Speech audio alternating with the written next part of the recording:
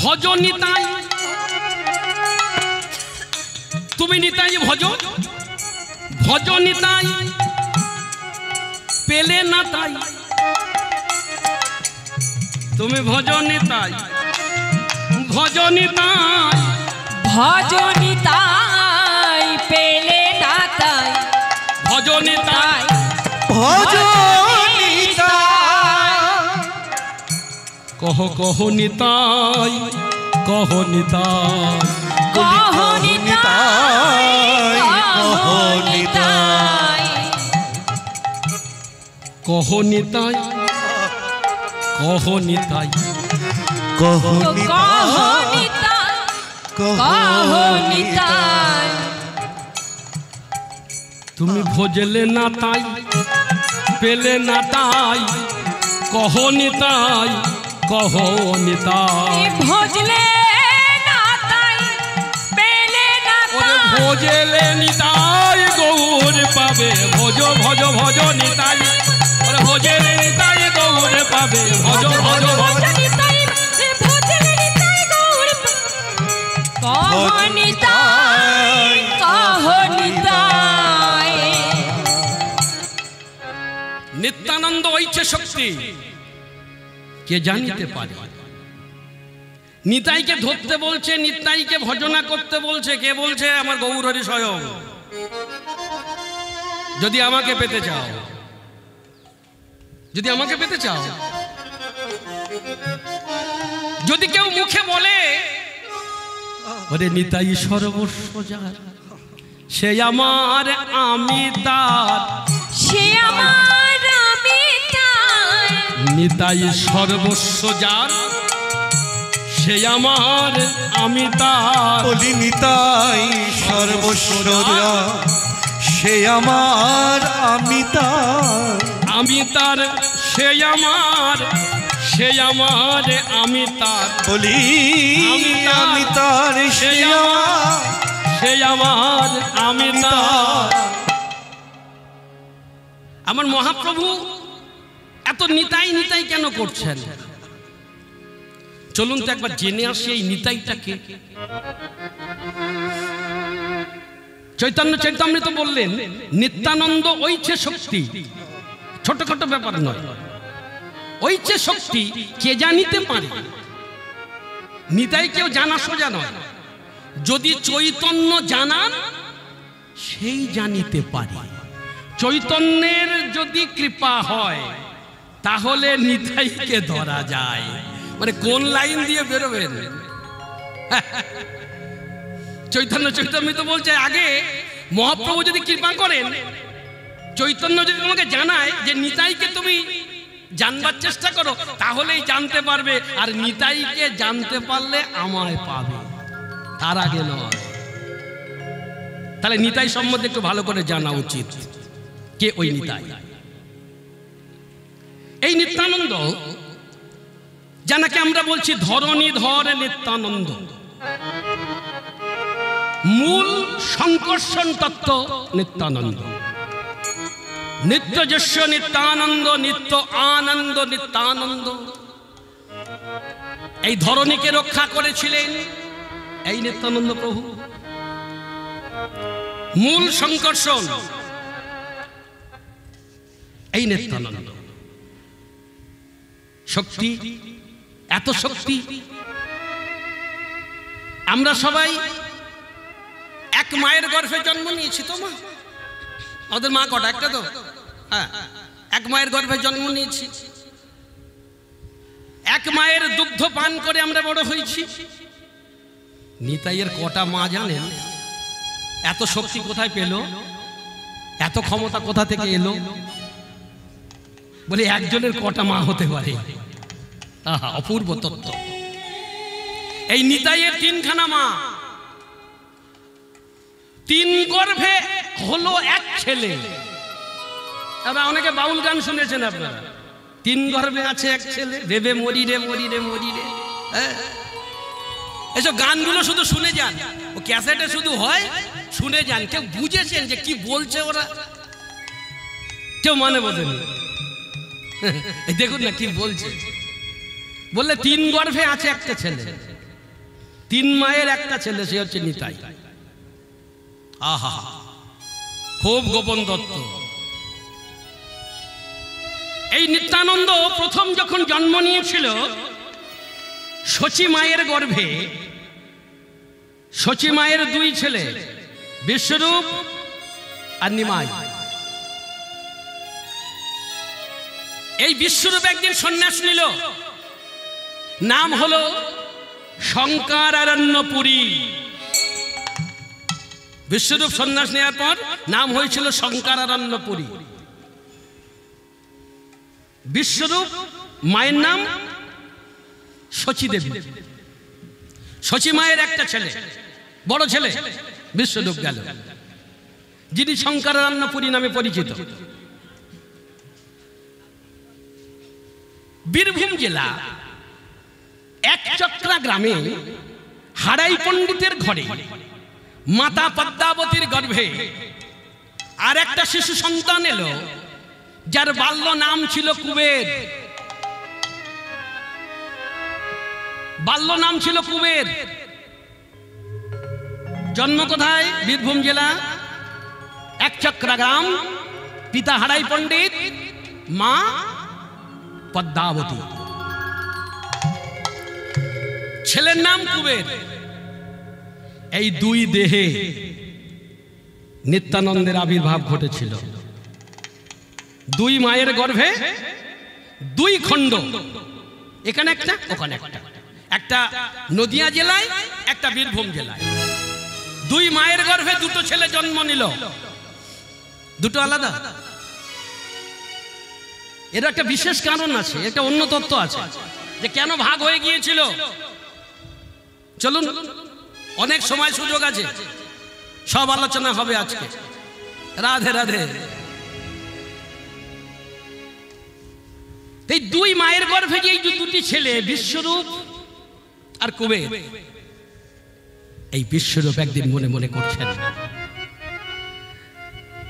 আমার ভাই নিমাই একা তো কলির জীবকে উদ্ধার করতে পারবে না। আমার ভাই নিমাই এসেছে এই কলির জীবকে উদ্ধার করতে, কিন্তু আমার ভাই তো একা পারবে না। এই ভাইকে আমাকে সহায়তা করতে হবে। কিন্তু আমি আমার ভাইকে সহায়তা করব কি করে? আমি তো পূর্ণ নই, আমি তো পূর্ণ নই, আমার কিছু অভাব আছে। উনি একদিন ভাবছেন, আমি বুঝতে পারছি যে আমার ভাইকে আমি সহায়তা করতে পারবো, কিন্তু শক্তি কোথায়? সে শক্তি, সেই সাহস আমি তো পাচ্ছি না। তাহলে আমি যখন পূর্ণ নই, আমার একটা কিছু অপূর্ণ রয়ে গেছে। সেই অপূর্ণটা কি আমাকে খুঁজে বার করতে হবে। আমি কেন আমার সম্পূর্ণ শক্তি দিয়ে আমি আমার ভাইয়ের কাছে যেতে পারছি না? আমার ভাইয়ের এত শক্তি, আমার ভাইয়ের কাছাকাছি আমি হতে পারি না কেন? আমার যে অপূর্ণতা আছে সেটাকে আমাকে খুঁজে বার করতে হবে। তবে সেটা খুঁজে বার করতে গেলে আমাকে ঘরে বসে থাকলে চলবে না। তাই তিনি একদিন রজনী যোগে গৃহত্যাগ করলেন। বিশ্বরূপ গৃহত্যাগ করে চলে গেলেন। নাম হলো শঙ্করারণ্যপুরী। লক্ষ্মীকান্তপুরীর কাছ থেকে সন্ন্যাস মন্ত্র নিলেন, নিয়ে তিনি পরিব্রাজক সন্ন্যাসী, ঘুরে ঘুরে বেড়ান। ঘুরে ঘুরে বেড়াতে বেড়াতে ঘুরে ঘুরে বেড়াতে বেড়াতে একদিন এসে পৌঁছালেন এই বীরভূম জেলা একচক্রা গ্রামে। এসে পৌঁছালেন এবং ওখানে এসে দেখতে পেলেন আমারই আর এক খণ্ড এই ঘরে রয়েছে। মানে আমার দু খণ্ড, এক খণ্ড ওখানে ছিলাম, এখন চলে এসে দেখছে আমার আর এক খণ্ড এখানে আছে। তাহলে ওটাকে এবার নিতে হবে। এইটুকু বাচ্চা ছেলে কুবের, পিতা মাতা হাড়াই পণ্ডিত আর মা পদ্মাবতীর কাছ থেকে ভিক্ষা চেয়ে নিলেন কুবেরকে। ভিক্ষা চেয়ে নিলেন। ওই কুবেরকে ভিক্ষা চেয়ে নিয়ে এইবার ওই দুই দেহ, কি অপূর্ব কাহিনী দেখুন মা। ওই দুটি দেহ, একটা কুবের আর একটা বিশ্বরূপ যিনি শঙ্করানন্দপুরী, এই দুইজন এবার তীর্থ ভ্রমণ করতে লাগলেন। তীর্থ ভ্রমণ করছেন, তীর্থ ভ্রমণ করতে করতে চলে এলেন কোথায়? নৈমিষারণ্যে। ওই নৈমিষারণ্যে এসে কুবেরকে বলছে, কুবের যাও তো, তুমি একবার ওই পাণ্ডু নদী হতে স্নান করে এসো। গভীর অরণ্যে দুইজন পাণ্ডু নদী হতে যখন স্নান করে এসেছে, এসো কাছে, এসো কাছে এসো। কুবের এক পা দুপা করে কাছে আসছে, এসো আরো কাছে এসো, আরো কাছে এসো। আরো যখন কাছাকাছি হয়েছে তখনই জড়িয়ে ধরলেন কুবেরকে। ওই যেই জড়িয়ে ধরেছেন, আর দুটি দেহ ওই জলে জলে ঢালিলে জল যেমতি মিশায়, সেই মতো দুই দেহ এক হয়ে যায়।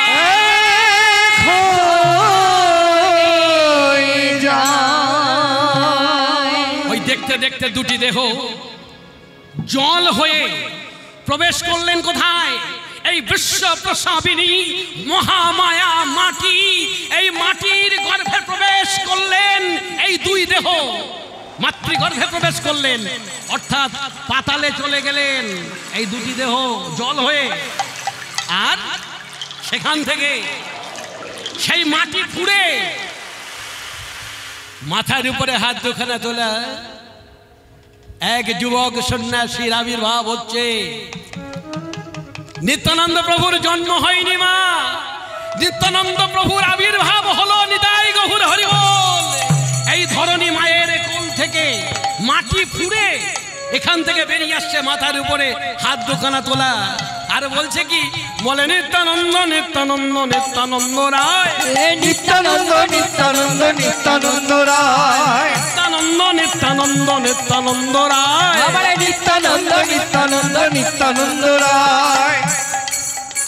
আমি নিত্যানন্দ নিত্যানন্দ নিত্যানন্দ নিত্যানন্দ তুই তুই দয়ানন্দ নিত্যানন্দ নিত্যানন্দ নিত্যানন্দ নিত্যানন্দ। আমার অবধূত সন্ন্যাস, অবধূত সন্ন্যাস, অবধূত সন্ন্যাস, অবধূত সন্ন্যাস। নাহি মানে জাতে পাতি ভেদে কু অভ্যাস, নাহি বলে হরি কোন হেই তো উদ্ধার, আরে নাহি মানি জাতে পাতে ভেদে কু অভ্যাস, নাহি মানি জাত পাত ভেদে উদ্ধার। আর অবধূত সন্ন্যাস, অবধূত সন্ন্যাস, অবধূত সন্ন্যাস, অবধূত সন্ন্যাস। নীল বস্ত্র পরিধান, নীল বস্ত্র মাথে বেরিয়ে এলেন এক যুবক সন্ন্যাসী। নিত্যানন্দ প্রভুর আবির্ভাব হলো। এই হলো নিত্য যস্য নিত্যানন্দ। তাহলে মা কটার হিসাব পেলেন? সচিমা, পদ্মাবতী মা, আর মাটি ধরণী আর একজন মা। এই তিন গর্ভের একটি ছেলে নিত্যানন্দ প্রভু। আর শক্তি, কার শক্তি কোথা থেকে কিভাবে চলে এসছে দেখুন। মহাপ্রভুর শক্তি সব নিতাইয়ের কাছে। মহাপ্রভু যেদিন সন্ন্যাস নিয়েছিলেন, দাদা নিতাইয়ের কাছে ভার দিয়েছিলেন, দাদা আমি চলে যাব, আমাকে যেতে হবে। আমি যদি সন্ন্যাস না নিই, আমি যদি ঘরে বসে থাকি, কলির জীব উদ্ধার হবে না দাদা। এই কলির জীবের জন্য, আমার জন্য নয়, কলি জীবের জন্য আমাকে চলে যেতে হবে। আমি কাঁদবো পথে পথে, আমি পথে পথে কেঁদে বেড়াবো। আর দাদা, এই কলিযুগে সব থেকে বড় ধর্ম সেটা কি জানো? সংসার ধর্ম। দাদা, তুমি আমায় কথা দাও, তুমি গৃহত্যাগী হবে না, তুমি সংসার ছাড়বে না, তোমাকে সংসার করতে হবে। নিতে বলছে না না না ভাই, আমাকে এমন বিপদে ফেলো না, আমিও সব ঝামেলা করতে পারবো না। দাদা, তুমি কিন্তু কথা দিয়েছ, আমি চলে যাচ্ছি, তুমি যদি সংসার না করো তাহলে কলিযুগের যে মূল মন্ত্র সংসার ধর্ম কে করবে? কে করবে? হ্যাঁ গো বাবা, বলুন তো কোনটা সহজ আর কোনটা কঠিন বলুন। একজন সাধু হয়ে বাড়ি থেকে চলে গেছে, 15 বছর বয়সে বাড়ি থেকে বেরিয়ে গেছে, গিয়ে তার 40 বছর বয়স, বনে বাজারে ঘুরে বেড়ায়, চুলদাড়ি হয়ে গেছে, হ্যাঁ, এখানে ওখানে ঘুরে বেড়ায়, একদম ভবরে, ঘর নেই, বাড়ি নেই, চালচলো নেই, কিচ্ছু নেই, ঘুরে ঘুরে বেড়ায়, একটু ঠাকুরের নাম করে। হলো সাধুরা তো তাই করে না, কিছু নেই, বাড়ি ছেড়ে চলে গেল মানে তো হয়ে গেল। আচ্ছা, আর একজন সকালবেলা ঘুম থেকে উঠলো, উঠে হাড় খাটি পরিশ্রম করবার জন্য নাঙ্গল কাঁধে নিয়ে মাঠে গেছে, সারাদিন সব কাজকর্ম করেছে, করে বাড়িতে এসে হ্যাঁ একটু স্নান টান করে আবার বাজারে গেছে, বাজার থেকে দুটো চাল ডাল কিনে এনে তার সংসার, ছেলে মেয়ে, এমনকি তার জন্মদাত্রী মা আর পিতা, বাবা মায়ের সেবা করছে, স্ত্রী সন্তানের সেবা করছে, সারাদিন এ সমস্ত করে ওই রাতের বেলা যখন বিছানায় মাথাটা দিতে যাচ্ছে, সারাদিন তো কর্মব্যস্ত ছিল, তাই একটুখানি হে ভগবান, হে কৃষ্ণ, হে মধুসূদন, সারাদিন তোমার ডাকবার সুযোগ পাইনি গো, আহা, একটুখানি ঠাকুরের নাম করে বিশ্রাম গেছে। এই যে দুইজন মানুষের কথা বললাম, বলুন এই কলিযুগে কে সঠিক? বিচার আপনারা করবেন। যে সাধু হয়ে বেরিয়ে গেছে ওই সঠিক ছিল, নাকি আপনি সঠিক আছেন? আপনি রোজগার করেছেন, ছেলে মেয়ে আপনার কর্তব্য সব করেছেন, আপনার বাবা মাকে সেবা করেছেন, এবং সারাদিন পর ওই একটুখানি মন্দিরে দাওয়ায় এসে হরে কৃষ্ণ করেছেন। আমি বলে যাচ্ছি শুনুন, আপনি সঠিক জায়গায় আছেন। কেন বললাম জানেন? দাঁড়া বাবা, দাঁড়া, আসতে। আপনি সঠিক জায়গায় আছেন, কারণটা হলো, ওরে বাবা, ও সাধু তো পালিয়ে গেছে, ও পালিয়ে গেছে। এই কলিযুগে যে সংসার ধর্ম বড় ধর্ম, তুমি এই ধর্মটাকে অবহেলা করে তুমি পালিয়ে গেছো নিজেকে বাঁচানোর জন্যে। তুমি তো 10-এর কথা ভাবনি, আর তুমি যদি এটাই ভেবে থাকো তাহলে শোনো সাধু, তুমি যে আজকে যে ভাবনাটা ভেবেছো যে তুমি সংসার করবে না, বিয়ে করবে না, তোমার আর কোনো পুত্র পরিজন কিছু হবে না, ঠিক আছে, রাধে রাধে, তুমি যদি এই যে ভাবনাটা ভেবেছো, এই ভাবনাটা যদি তোমার বাবা এই ভাবনাটা ভাবতো যে আমি সাধু হব, বিয়ে থাবা করব না, বাড়ি ছেড়ে চলে যাব, তোমার বাবা যদি এই ভাবনাটা ভাবতো, তাহলে তুমি এখানে বসে থাকতে? তুমি আসতে পৃথিবীতে? আসতে না তো। তাহলে কে ঠিক ছিল? তুমি ঠিক আছো, তুমি ঠিক আছো। তাই মহাপ্রভু নিত্যানন্দকে বললেন, শোনো দাদা, আমি জানি আমি ভুল করছি, কিন্তু আমাকে ভুল করতে হবে, তোমাকে ভুল করলে চলবে না, তোমাকে সংসার করতে হবে। এই সংসারে থেকে তোমার কর্তব্য কর্ম সেরে তুমি শ্রীহরি ভজন করো, তবে তুমি সঠিক পথে থাকবে। নিত্যানন্দ বললে, তাহলে ভাই, আমি এত শক্তি, তুই এত কিছু দায়িত্ব আমার দিচ্ছিস, আমি কি করে করব? বলে, দাদা, তোমার কিছু ধনের প্রয়োজন, নাও ধন। দিয়ে দিলেন কি? ব্রজের সেই প্রেমধন। অমূল্য রত্ন মহাপ্রভু ঝুলি ভরে আমার নিতাই চাঁদকে অর্পণ করলেন। নিতাই গৌর হরি বল, হরি বল, হরি বল, হরি বল। তাই সম্পূর্ণ শক্তি, সম্পূর্ণ দায়ভার নিতাইকে চাপিয়ে দিলেন। আজকে পদাবলিতে কিন্তু এই কথাটা বলে যাচ্ছে। কি বললেন? আর কবে নিতাই চাঁদ করুণা করিবে, আর কবে করুণা করিবে, সংসার বাসনা মোর কবে তুচ্ছ হবে, সংসার বাসনা কবে তুচ্ছ হবে, সংসার বাসনা কবে তুচ্ছ হবে। এই দেখুন, এতক্ষণ ধরে বলে গেলাম সংসার করো, আর পদাবলী বলছে যে সংসার বাসনা ত্যাগ করো। কোন পথ দিয়ে বেরোবো? বললেন সংসার, একজন বলছে করো ওটা ভালো, আবার এদিকে বলছে সংসার বাসনা ত্যাগ করো। বিষয় ছাড়িয়া কবে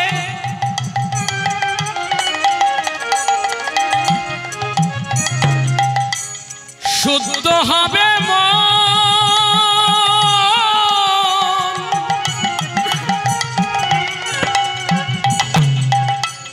কবে হাম বুঝব সে ধাম বৃন্দাবন, কবে হাম হেরা বসে শ্রীধামে বৃন্দাবন, বিষয় ছাড়িয়া কবে, কবে বিষয়ে ছেড়ে বৈরাগ্য লব, বিষয় ছেড়ে বৈরাগ্য লব, বিষয়ে ছেড়ে বৈরাগ্য লব, বিষয় ছেড়ে বৈরাগ্য লব, বলো সেদিন আমার কবে বা হবে, বিষয়ে ছেড়ে বৈরাগ্য লব, সেদিন আমার কবে বা হবে, বিষয় ছেড়ে বৈরাগ্য লবে। বিষয় ছেড়ে বৈরাগ্য নিতে বলছে, মানে বৈরাগী মানে ওই রকম ঘুরে ঘুরে বেড়ানো নয়। কেউ কোথাও বলেনি, কারণ এই কলিযুগে মহাপ্রভুর যে 5টা নিষেধ আছে, এই 5টা নিষেধটা আগে ভালো করে এই তত্ত্বগুলো আগে মন দিয়ে শুনুন মা। আমরা জানি আমার মেঘে মেঘে বেলা কম হয়নি, অনেক বেলা হয়ে গেছে। আমার মায়েরা এখানে অনেক তত্ত্বকথা, আমার ভক্তমণ্ডলী বাবারা খুব তত্ত্বকথা পছন্দ করেন। মহাপ্রভুর যে 5টা নিষেধ আছে, এই 5টা নিষেধ কি কি ছিল? অশ্বমেধ গবালম্বা পালপৈত্রিকাম দেবরেণ সুতোৎপত্তি আর সন্ন্যাস। অশ্বমেধের প্রথম বললেন অশ্বমেধ গবালম্বা পলপৈত্রিকম দেবরেণ সুতোৎপত্তি আর সন্ন্যাস। এই হচ্ছে মহাপ্রভুর 5টা নিষেধ। অশ্বমেধ যজ্ঞ, গোমেধ যজ্ঞ ইত্যাদি কোন পশুকে বলিদান করে যজ্ঞ করা যাবে না। অশ্বমেধ গবালম্বা অনেক জায়গাতে আমরা শুনি, এখনো কানে আসে। এখনো নাকি কোথায় ছাগল তো দেয়, টপ টপ করে কাটে। হ্যাঁ, তারপরে এদিন একটা শুনেছি যে ওখানে নাকি মহিষ বলি দেওয়া হয়েছে 13টা না 14টা, আপনাদের এই ডায়মন্ড হারবার সাব ডিভিশনে একটা জায়গায়। হ্যাঁ, 13টা নাকি মহিষ বলি দেওয়া হয়েছে। তো ওখানে আমার একটা ছাত্র আছে, ওকে ফোন করেছি, বলছে বাবা আমি এখন খুব ব্যস্ত। বলে কেন? বলে আমি শুধু এখানে বসে বসে খাতা লিখছি, কতটা পড়েছে। বলে কি পড়েছে? বলে ওই ছাগল মহিষ, মানে বলে ওই যে বলি হচ্ছে তো আমাকে লিখতে হয় কত দক্ষিণে দক্ষিণে কত। এখন মহিষের কথা শুনে তো আমার মাথা খারাপ হয়ে গেছে। কি বললি ঠিক করে বল। হ্যাঁ বাবা বিশ্বাস করেন আমাদের এবার 13টা মহিষ বলি হয়ে গেছে। দুঃখ পেলাম, কষ্ট পেয়েছি যে এখনো মানুষ মানে এত নিম্নমানের রুচি, এটা বলতে আমি বাধ্য হচ্ছি, এত নিম্নমানের রুচি। এখনো মহিষ বলিদান করা হয় মায়ের পূজায়। তাহলে আবার মহাপ্রভুকে তো সম্মানই করে না, মহাপ্রভুকেও তো মানে না। মহাপ্রভু যে বললেন অশ্বমেধ গাবালম্বা নিষেধ, কোন পশু হত্যা করা যাবে না। ওরে বাবা, পশু হত্যা করতে গেলে অনেকে নিয়ম আছে। তাকে হত্যা করেছি, টাকা আছে তাই একটা ছাগল আর মহিষ কিনে নিয়ে টুপ করে কেটে দিলাম, এটা কি নিয়ম হলো? নিয়ে আসুন তো একটা ব্রাহ্মণ ডেকে আমার সামনে নিয়ে আসুন। এ সমস্ত এলোমেলো তত্ত্ব কথাগুলো, এলোমেলো কাজগুলো কোথায় পেয়েছি আমি তো দেখবো, কোন বইতে লেখা আছে। হ্যাঁ, আমাকে দেখাতে হবে, না হলে বিশ্বাস করবো না। তাহলে আমি চৈতন্য চৈতন্য তো দেখাবো যে আমার মহাপ্রভুর নিষেধ, আর তোমরা সেই কাজগুলো কলিযুগে করছো কি করে? নিয়মগুলো জানো? একটা ছাগল যদি বলি দেওয়া হয়, আগেরকার যুগে যে অশ্বমেধ যজ্ঞ হয়েছিল, নরমেধ যজ্ঞ হয়েছিল, নহুষ রাজা করেছিলেন নরমেধ যজ্ঞ। এই নহুষ রাজার নরমেধ যজ্ঞে কই সে বাচ্চাটার মাথা কেটে দেওয়ার পর বাচ্চাটা মরে গিয়েছিল নাকি? না, একটা ছাগল বলিদান করবে, বলিদান করে একটু রুধির মানে রক্ত নিয়ে একটু ফুলে করে মায়ের চরণে নিবেদন করলেন। তারপরে ব্রাহ্মণ ঠাকুরের অনেক কাজ। ব্রাহ্মণ ঠাকুর তার মন্ত্র বলে ওই ছাগল বা যাই যে পশু দিক না কেন তাকে আবার প্রাণ ফিরিয়ে দিতে হবে। আমার মহাপ্রভু নিতাই চাঁদকে বললেন, দাদা বলিটা দেবে কি করে? তুমি তো কলিযুগে কোন ব্রাহ্মণ খুঁজে পাবে না যে ব্রাহ্মণ এই মরাটাকে বাঁচিয়ে দেবে। কারণ এই কলিযুগের ব্রাহ্মণের মুখে আর আগুন জ্বলে না, ওদের আগুন শেষ হয়ে গেছে। ব্রহ্মার মুখ থেকে ব্রাহ্মণের জন্ম, তা ব্রহ্মার মুখে হচ্ছে আগুন, ওই ব্রাহ্মণদের মুখে আগুন আছে। ব্রাহ্মণরা মন্ত্র দিয়ে ওই পশুটাকে আবার বাঁচিয়ে দিত। হয়তো আপনারা এখনো এই গ্রামের মানুষ অনেকে হয়তো দেখে থাকবেন, আপনারা দেখেছেন এই রাস্তা দিয়ে ষাঁড় বেরোয়, দেখেছেন? ষাঁড়টা কি বলুন তো? কারোর একটা মানসিক করা ছিল যে আমার ছেলেটা যদি ভালো হয়ে যায় তাহলে আমি ভোলানাথ তোমার নামে একটা ষাঁড় দেব। হ্যাঁ, ওই ষাঁড়টা ছোটবেলায় অভিষেক করে তার একটা ত্রিশূলের ছাপ দিয়ে একটা যে কোনো মন্দির থেকে ছেড়ে দেয়, সে ঘুরে ঘুরে খায়। হ্যাঁ, এটা একটা দান। ওই বলিদানের প্রথাটা তুলে দিলেন কেন? তুমি তো বাঁচাতে পারবে না, তা যদি দিতে হয় তুমি একটা পশু মন্তব্য করে ছেড়ে দাও না, ঘুরে ঘুরে বেড়া। অকারণে প্রাণনাশ কেন? প্রতিবাদ করেছিলেন সেই মেবারের রানী দাসী মীরা, প্রতিবাদ করেছিলেন, হুঙ্কার করেছিলেন যে বলিদান আমি করতে পারবো না। তাই ওই মীরাকে মেবারের সাম্রাজ্য ছেড়ে চলে যেতে হয়েছিল।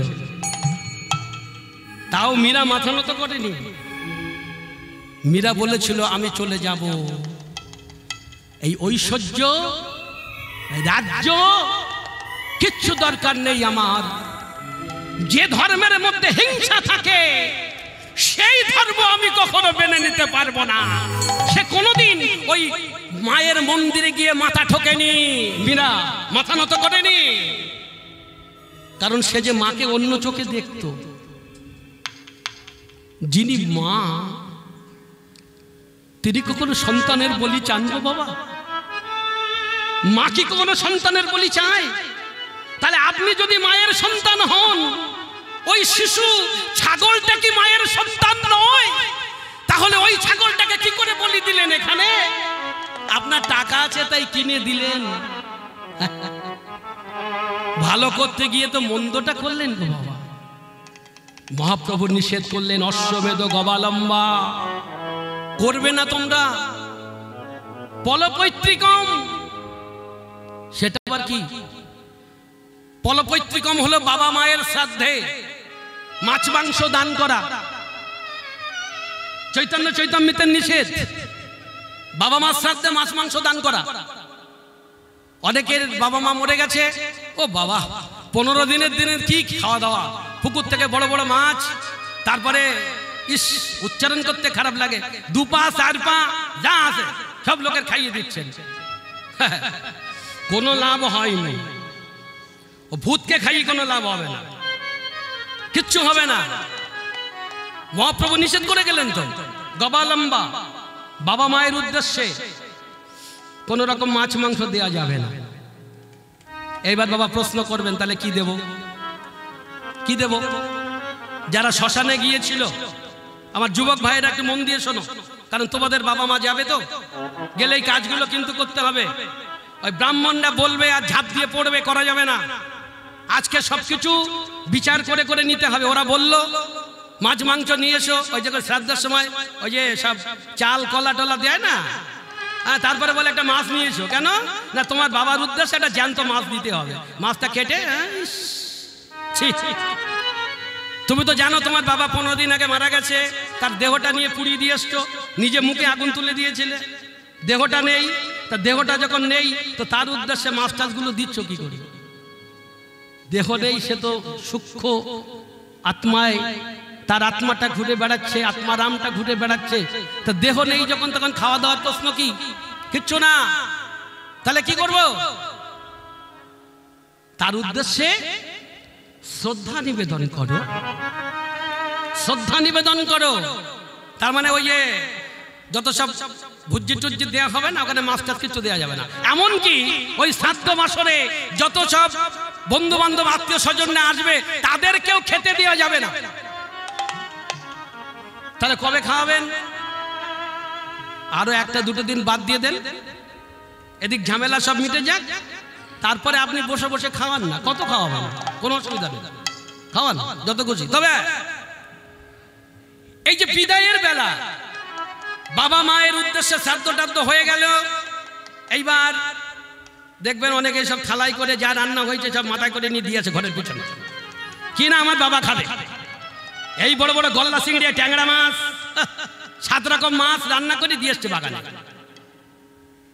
সত্যি করে বলুন তো, আপনার বাবা সত্যি সত্যি খেতে এসছে? এসছে? আসেনি? আরে নিজে হাতে পুড়িয়ে দিয়ে এলেন, সে খায় কি করে? দেখো নেই তো, তাহলে ওটা দেওয়ারও কোনো দরকার নেই। ওটা যখন দিলেন, আপনি নিজে যত বন্ধু বান্ধবরা গেছে তাদের সবার ভূতের প্রসাদটা খাইয়ে দিলেন। অনেকে দেখবেন শ্রাদ্ধ বাড়ি খায় না, ওই যে ভূতের খাবার বলে না, ভূতের খাবার তোমার বাবা মার উদ্দেশ্যে দিয়েছো খাবার, সেটা দিয়ে আমাদের দিচ্ছ। তার এটো কেন? আমরা শ্মশানে গিয়ে কি ভুল করেছিলাম? আমাদের ভূতের খাবার খাওয়াচ্ছ, যা খেয়ে আমাদের শরীর খারাপ করছে। খাবো না, যাবো না। তাহলে কি হবে? বাবার তো দিতে হবে কিছু খাবার, মাকে দিতে হবে তো। কি দেব? ও মা, এইগুলো মনে রাখো মা। ওই শ্রাদ্ধ বাসরে একটা হরিনামের দল জোগাড় করো না, 4-5 জন একটু খোল করতাল নিয়ে ওদিকে শ্রাদ্ধ হবে আর এদিকে একটু হরিনাম গাও। এই সময়টা জানেন আত্মার তুষ্টির জন্য জল দেওয়া হচ্ছে, আত্মাকে বিদায় দেওয়া হচ্ছে, শ্রদ্ধা নিবেদন করা হচ্ছে। এখানে একটু হরিনাম ডাকো, একটু হরিনাম হয়ে যাক।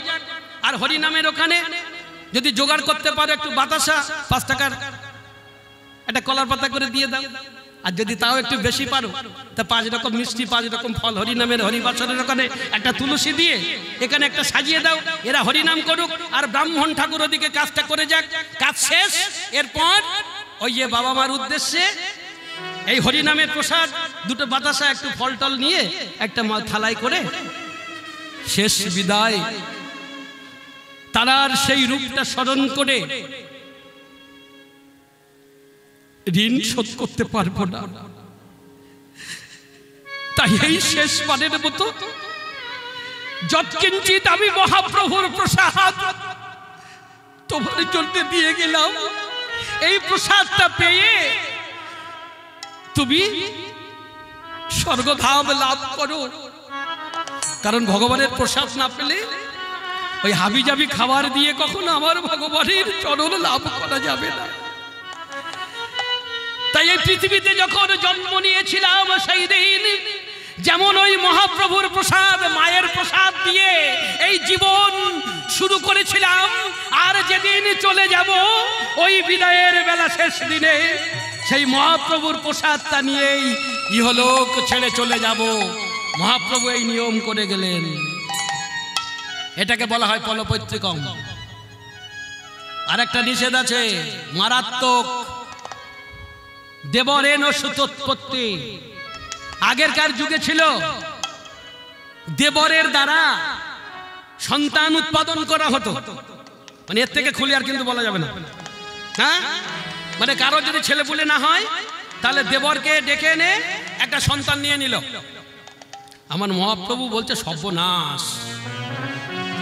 একে হিন্দু ধর্মের উপরে সারা বিশ্বের কোপাকুপি, শুধু আজকে নয়, এ অনেক দিন ধরে চলছে। আর এখন তো লড়াই চলছে, মানে হিন্দু ধর্ম বলে নাকি কোনো জিনিসই নেই। কোন বাদররা যে সে প্রচার করে জানি না। ওরে বাবা, মাতৃগর্ভ থেকে যখন মানুষ নির্গত হয় তখনই সে হিন্দু হয়ে জন্ম নেয়। হিন্দু হতে গেলে আর কোনো স্ট্যাম্প লাগে না, হিন্দু হতে গেলে কারোর কাছে যেতে হয় না। আমি প্রমাণ করে দেখিয়ে দেব। হিন্দু হতে গেলে কিচ্ছু করতে হয় না বাবা। আপনাদের কি মনে হয় হিন্দু জাত সব থেকে পরে এসছে? হ্যাঁ, বাবা বাবা, একজন মুসলমান মায়ের গর্ভে যদি কোনো সন্তান আসে, তার যখন 12 বছর 8 বছর 9 বছর বয়স হয়, তখন তাকে হাজি সাহেবকে ডেকে এনে তাকে সুন্নত দেওয়া হয়। সুন্নত দিয়ে কলমা পড়িয়ে তাকে মুসলমান তৈরি করা হয়। ঠিক বললাম তো? আচ্ছা, তাহলে ওই মুসলমান মাকে জিজ্ঞাসা করুন তো, তোমার ছেলে তো আজকে মুসলমানই দিলে, তাই তো? আচ্ছা, তোমার এই ছেলেটা গতকালকে পর্যন্ত কি জাত ছিল? কি জাত ছিল? বলে কি জাত ছিল তা তো জানি না। সত্যি তো, ও জানেই না। আর আমি বলে যাচ্ছি ও গত আগের দিন পর্যন্ত হিন্দু ছিল। আজকে তাকে সুন্নাত দেওয়ার পর মুসলিম তৈরি করা হয়েছে। চলুন খ্রিস্টানদের ঘরে, ওই খ্রিস্টান মায়ের গর্ভে যদি কোনো সন্তান আসে, ওই সন্তানকে তার 12 বছর বয়স হলে নিয়ে যাওয়া কোথায়? চার্চে নিয়ে গিয়ে বাইবেলের উপরে হাত রেখে যিশুর মূর্তির সামনে দাঁড়িয়ে শপথ বাক্য পাঠ করানো হয় যে আজ থেকে আমি খ্রিস্টান হলাম। এইবার জিজ্ঞাসা করুন তোমার ছেলে আজকে খ্রিস্টান হয়েছে, কালকে কি জাত ছিল? ও জানে না তো। আমি তো বললাম ও হিন্দু ছিল। আচ্ছা, হিন্দু হতে গেলে কি করতে হয় বাবা? হিন্দু হতে গেলে কিচ্ছু করতে হবে না। হিন্দু হতে গেলে কিচ্ছু করতে হবে না, শুধু একটুখানি নিজের জায়গাটা ঠিক রাখো। মানে খাওয়া দাওয়াটা ঠিকঠাক রাখো, এলোমেলো জিনিস খাবো না, অসৎ সঙ্গ করবো না, একটু সাধু সঙ্গ করবো। মানে গেরুয়া ড্রেস পরা নয়। সাধু মানে কি? যার ভিতরটা পরিষ্কার, যে সৎ কথা বলে, সেই হচ্ছে সাধু। তা সাধু সঙ্গ করো। আর তারপরে এত সুন্দর সুন্দর সব চারিদিকে এখন সব মন্দির রয়েছে, এলোমেলো সময় না কাটিয়ে এখানে চলে এসো। এত সুন্দর একটা পার্ক মনে করো, সন্ধ্যাবেলা বসে একটু হরিনাম নাম করবো, কি সুন্দর সময় কেটে যাবে। এই হচ্ছে সৎসঙ্গ। মানে এখানে এলোমেলো মানুষ ঢুকবে না, ঢুকতে পারবে না। দেখুন, যার মনে গন্ডগোল আছে না, সে কিন্তু এর ভিতরে ঢুকবে না। ওই গেটের বাইরে থেকে ঢুকি ঝুঁকি মেরিয়ে ওর সাহস নেই এই যে কিছু বসে, মনের মধ্যে ঘুরঘুর হচ্ছে। তো রাধে রাধে। তাই বলছি বাবা, হিন্দু ধর্ম ছিল, আছে, থাকবে অনেক আগে থেকে। মহাপ্রভু বলছে যে একে হিন্দুদের উপরে এই কোপাকুপি, তার উপরে যদি এইরকম লেখা থাকে যে দেবরের দ্বারা সন্তান নেওয়া যাবে, তাহলে তো সর্বনাশ হয়ে যাবে। এরপরে আর মানুষ, মানে আমার মায়েরা কিছু মনে করবেন না, বাবার সঙ্গে বেশি সংসার হবে না, সংসারটা কাকার সঙ্গে ঘুরে যাবে। মহাপ্রভু বলছে আগে ওটা কাটো, আর এই সর্বনাশটা সব জানিয়ে দাও। এ সমস্ত অকাজ কুকাজ চলবে না, বাদ। আর কি করলেন? সন্ন্যাস বাদ দিয়ে দিলেন। দিয়ে বললেন কি, তোমরা সংসার করো, আর সংসারে থেকে হরি নাম করো, ওই একটাই কাজ। হরের নাম হরের নাম হরির নাম হরির নাম হরের নাম ইব কেবলম ওইব কলৌ নস্তেব নস্তেব নস্তেব গতি গতি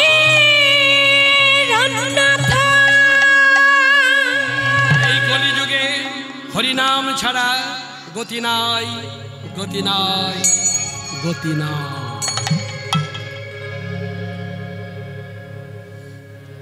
আর কবে নিতাই চাঁদ করুণা করিবে সংসার বাসনা মোর কবে তুচ্ছ হবে বিষয় ছাড়িয়া কবে সত্য হবে মন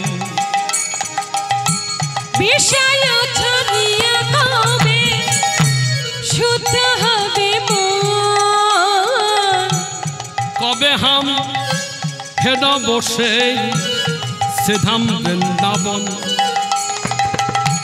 কবে হেরা বসে শ্রীধাম বৃন্দাবন রূপ রঘুনাথ পদে রহমর আকুতি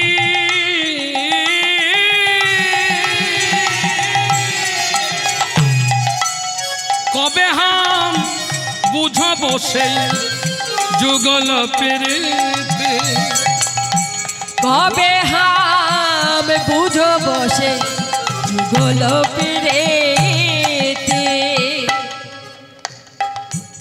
রূপ রঘুনাথ পদে রহমর আস রূপ রঘুনাথ পদে রাহমরয়া সাধন ভজন করতে চাও তাহলে চলো মনটাকে হৃদয়টাকে একটু পরিবর্তন ঘটাও। দুইজন সাধুর নাম করলেন, এই কলিযুগে অনেক আছে, তাদের মধ্যে দুইজনের নাম করলেন, রূপ আর রঘুনাথ। দুইজনের কথা বললেন। এদের কাছে একটু শিক্ষা নিতে হবে আমাদের। রূপ ও রঘুনাথ পদে রহমর আস প্রার্থনা করে সদাই নরোত্তম দাস প্রার্থনা করে সবাই নরোত্তম দাস। রূপ আর রঘুনাথের কাছে যেতে বললেন কেন? এই যে রঘুনাথ গোসাইয়ের কথা বললেন, এই রঘুনাথ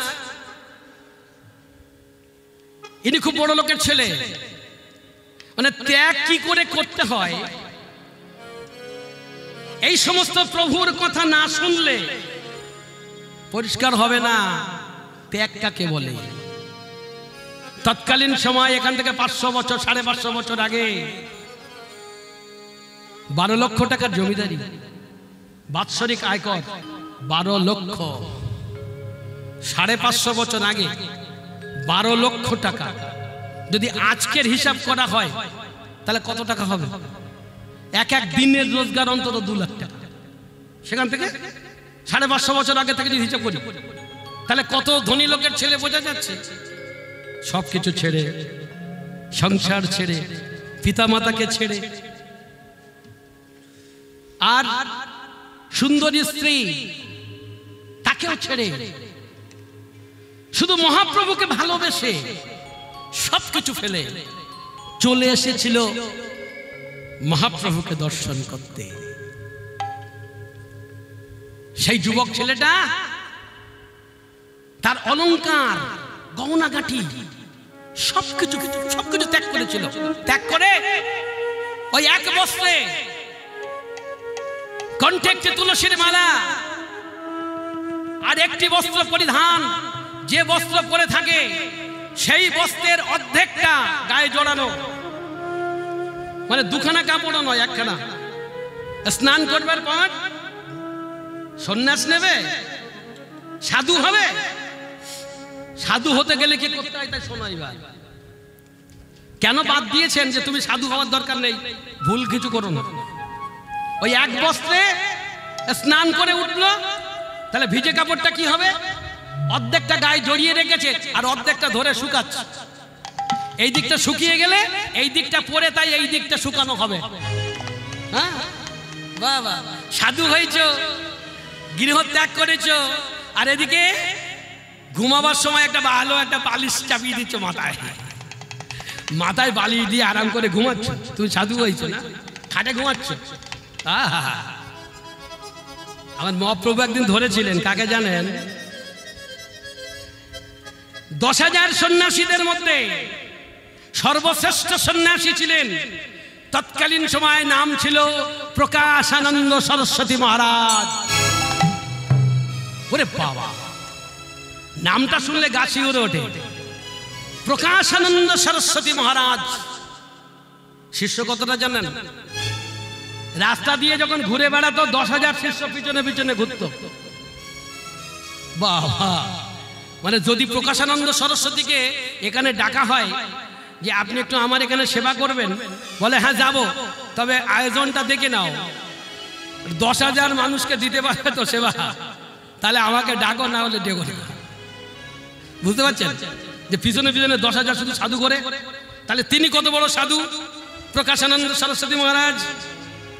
আহ, কি অপূর্ব! এই প্রকাশানন্দ সরস্বতী উনি কাশী ধামে উনি আছেন, উনি গিয়েছেন। ওই কাশী ধামে পণ্ডিত কেশব কাশ্মীরের বাড়িতে প্রকাশানন্দ সরস্বতী এসে উঠেছেন। এখন মহাপ্রভু ওখানে আছেন, মহাপ্রভু পাশে একটা বাড়িতে ওখানে একটু আছেন, দুদিন অবস্থান করছেন। এখন হঠাৎ গ্রামে একটা সাড়া পড়ে গেল যে প্রকাশানন্দ সরস্বতী আসছে। মহাপ্রভুর মনটা ভরে গেল, আহা, প্রকাশানন্দ সরস্বতী, আমি শুনেছি ইনি নাকি 10,000 সন্ন্যাসীদের মধ্যে শ্রেষ্ঠ। বাহ, আজকে ওনার দর্শনটা হবে। খুব আনন্দ হচ্ছে মহাপ্রভুর মনে মনে। চোরাই নাহি শোনে ধর্মের কাহিনী, কিন্তু সাধু, সে তো সাধুর খোঁজ করবে। মহাপ্রভুর মনটা ভরে গেছে যে প্রকাশানন্দ সরস্বতী এসছে, তাকে দেখা করব। তিনি না জানি কত বড় সন্ন্যাসী, এতগুলো সন্ন্যাসী পিছনে পিছনে ঘোরে। যদিও মহাপ্রভু পিছনে ঘোরে, তবে 2-4টে, আর ওনার পিছনে 10,000। এবার উনি গিয়ে উঠেছেন। আমার মহাপ্রভু দেখতে গেছেন, বিরাট একটা আয়োজন, 10,000 সাধু আছে, তার মধ্যে প্রকাশানন্দ সরস্বতী, একটা বেশ সাজানো গোছানো একটা সুন্দর সিংহাসন, রাজা বলে কথা। তার বাড়িতে সাধু এসছে না, বিরাট এলাহি আয়োজন যাকে বলে। সুন্দর করে একটা বেশ দারুণ বসার ব্যবস্থা, সুন্দর খাট টাট দিয়ে একেবারে বসে আছেন প্রকাশানন্দ সরস্বতী। করে করঙ্গ আছে, সামনে দাঁড় করানো সোনার লাঠি দাঁড় করানো, সব সাধুরা লাইন দিয়ে সব বসে আছে।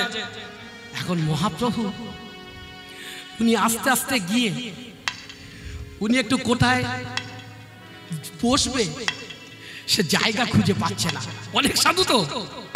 এখন উনি গিয়ে সেই একখানা কাপড় পরা, এখন উনি গিয়ে তখন দেখছে যে সে সাধু এখন অনেক দূর, এতগুলো মানুষকে ঠেলে আমি যাবো কি করে। দেখো উনি ওখান থেকে উকি ঝুঁকি মারছেন। এখন ওনাকে তো কেউ চেনে না, মহাপ্রভুকে কেউ চেনে না, একটু বসার কথাও কেউ বলে না। মনে মনে করছে দর্শন হবে কি করে, এতগুলো সাধুকে ঠেলে তারপর তো আমি যেতে হবে, আবার ঠেলা ঠেলি আমার আবার পছন্দ নয়। তা উনি একটু বসার জায়গা খুঁজে পাচ্ছে না, পেয়েছে একটা বসার জায়গা পেয়েছে, মানে মাটি থেকে একটুখানি উঁচু। কোথায় জানেন বাবা, এই যত সাধুরা এসছিল, এই ধরুন এই পুকুর ঘাট, এখানে সব সাধুরা ওখানে পা চরণ ধৌত করেছে, চরণ ধৌত করে ওখান থেকে সব সাধুরা গিয়ে সব বেরিয়ে গিয়ে বসেছে। এখন আমার মহাপ্রভু ঘুরতে ঘুরতে গিয়ে দেখে যে এই জায়গাটা একটু উঁচু আছে, তাহলে এই জায়গাটা একটু বসে বলে, যেখানে সব সাধুরা চরণ ধৌত করেছে উনি আর কোনো জায়গায় বসার জায়গা পায়নি, ওই জায়গায় গিয়ে বসে সব সাধুরা দাঁড়িয়ে আছে, আর উনি ওই মাটির তলা থেকে একটু মাথাটা নিচু করে ওখান থেকে একটু সাধুকে দেখবার চেষ্টা করছে যে সিংহাসনে বসে আছে, যদি এখান থেকে একটু দর্শন হয় তাহলে এখান থেকে চলে যাব।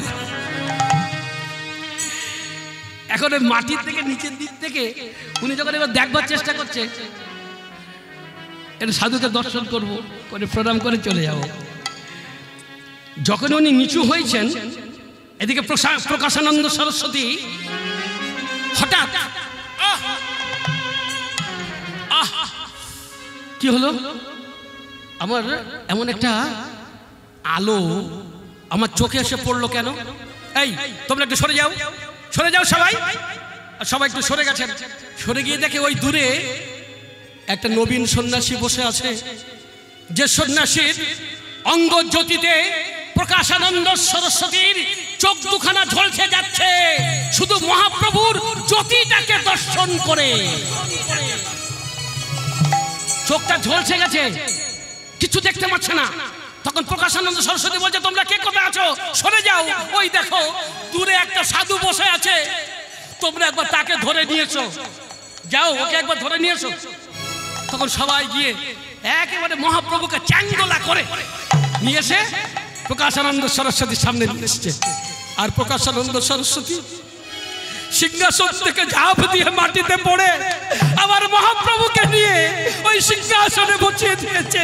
সিংহাসনে বসিয়ে দিয়ে চরণ দুখানা বুকে জড়িয়ে ধরেছে, ধরে বলছে, প্রভু আমি চিনতে পারিনি আপনাকে, আমি আপনাকে চিনতে পারিনি, আপনি আমায় ক্ষমা করুন প্রভু, আপনি আমার ক্ষমা করুন।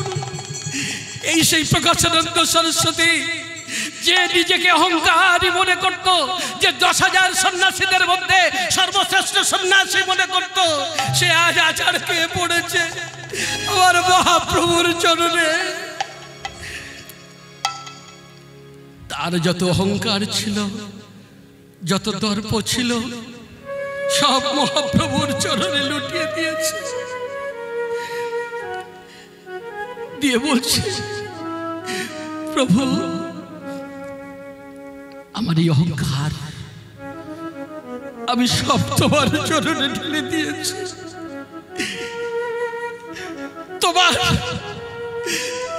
তুমি যে কৃপা এই জগৎবাসী করতে এসেছ,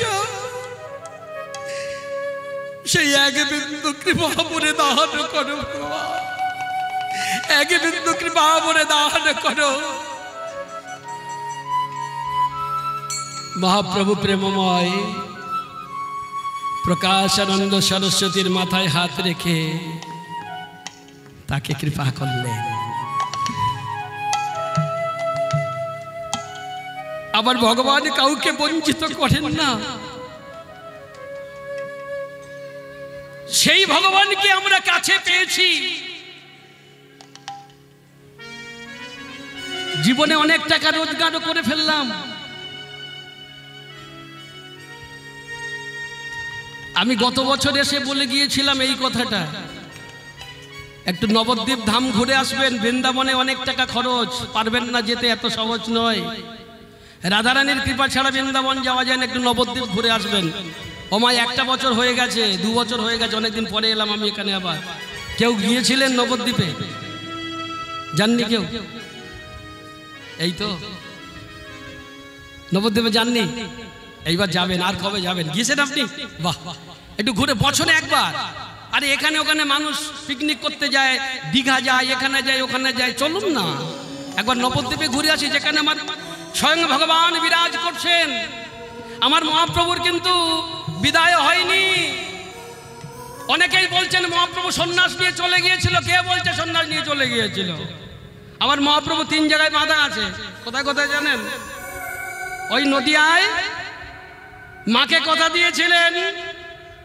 কোথায় থাকেন আমার মহাপ্রভু? শচীর রন্ধনে, শচী মায়ের রান্নাঘর। আবার মহাপ্রভু সবসময় ওখানে বিরাজ করেন, শচীর রন্ধনে, রাঘব ভবনে আর নিত্যানন্দ নর্তনে। এই তিন জায়গা মহাপ্রভুর সবসময় থাকবার স্থান, সবসময় আছেন। রাঘব ভবন, নিত্যানন্দ নর্তন আর শচী মায়ের রন্ধন, এই তিন জায়গায় সবসময় আছেন মহাপ্রভু। তাই নবদ্বীপে গেলে পেয়ে যাবেন। এই হরি বলার অবতার ঠাকুর নরোত্তম অভিমান করে বললেন, এমন হরি বলার অবতার পেয়ে সবাই হরি বলে তোরে গেল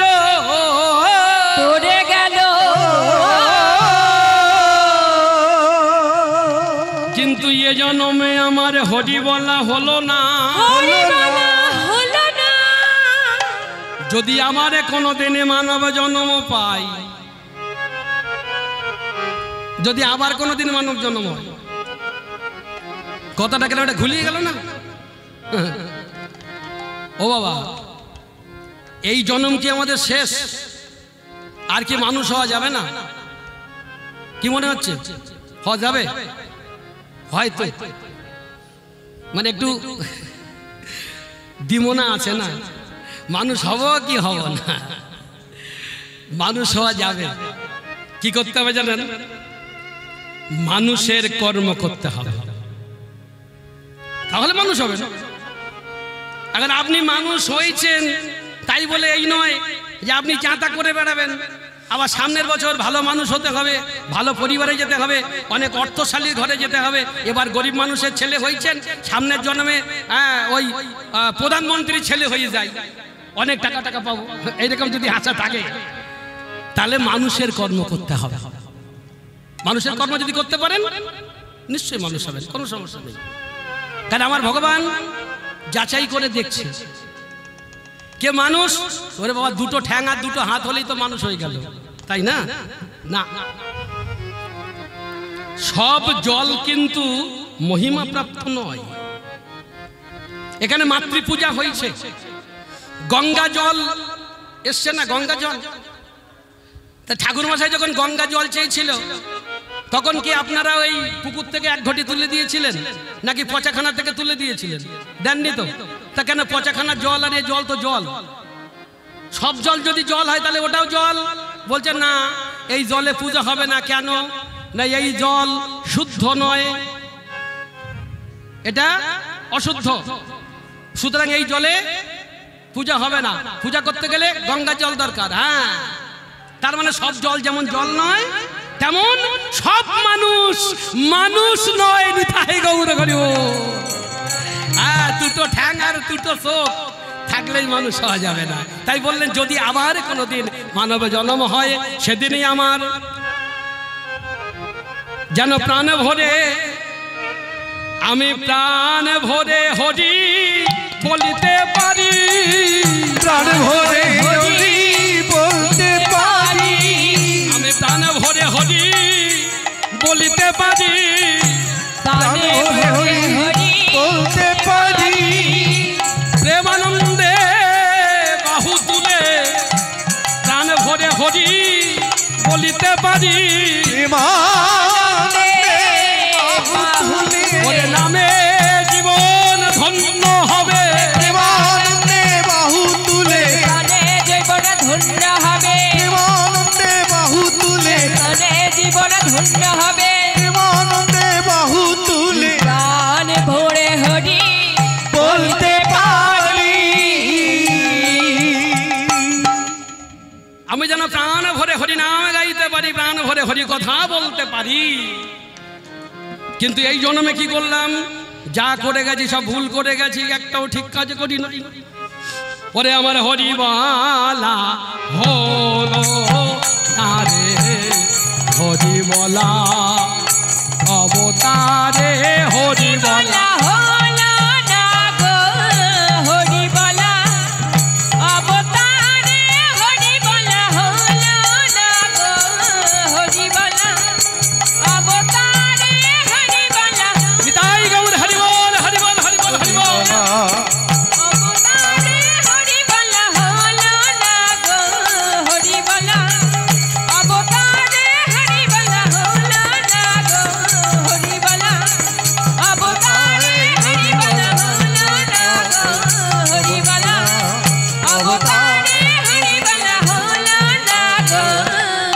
হরি বলা